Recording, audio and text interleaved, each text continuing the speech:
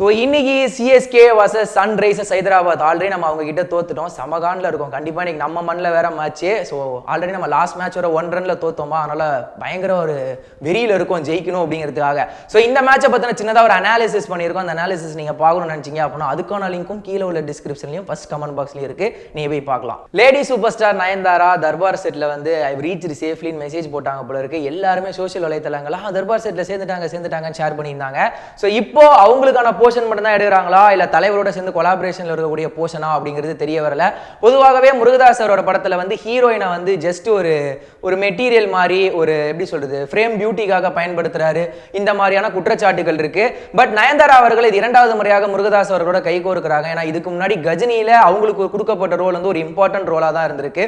So அந்த வகையில பார்க்கும்போது கண்டிப்பா இந்த படத்திலேயாவது அவங்களுக்கு ஒரு இம்பார்ட்டன்ட் ரோல் இருக்குமா, ஹீரோயினுக்கும் கதைக்கும் ஏதாவது ஒரு கனெக்டை ஏற்படுத்துவாரா, இந்த மாதிரி பல கொஸ்டின்ஸ் நமக்குள்ள ரைஸ் ஆயிருக்கு. அண்ட் மேற்போக தர்பார் படத்தோட ஃபர்ஸ்ட் லுக் ரிலீஸ் ஆனதுலேருந்தே நமக்கு மிகப்பெரிய ஒரு ஹைப்பு.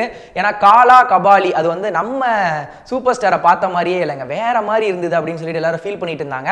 பட் அந்த ஒரு ஏக்கத்தை வந்து கார்த்திக் சுப்ராஜ் வந்து பேட்டையில் வந்து போக்கிட்டாரா. இப்போ தர்பாருக்கு வேற லெவல் ஆஃப் எக்ஸ்பெக்டேஷன். அந்த தலைவர் வேற காப் ரோல்ல வேற பிளே பண்றாரு.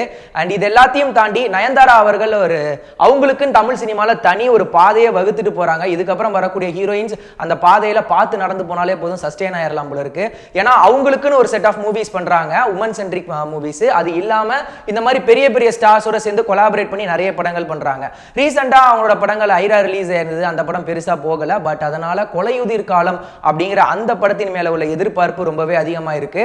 அண்ட் நம்ம தமிழர்கள் அது மட்டும் இல்லாம எல்லாருமே பெருசா செலிப்ரேட் பண்ற ஃபெஸ்டிவல்ஸ்னா அது பொங்கல், தீபாவளி தான்.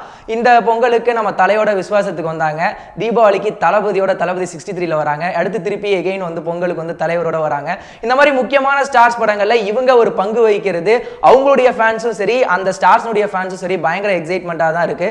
ஸோ இந்த நியூஸை பற்றின உங்களுடைய ஃபீட்பேக்ஸ் எதுவாக இருந்தாலும் அதை மறக்காம கீழே உள்ள கமெண்ட் செக்ஷன்ல எங்க கூட ஷேர் பண்ணிக்கோங்க.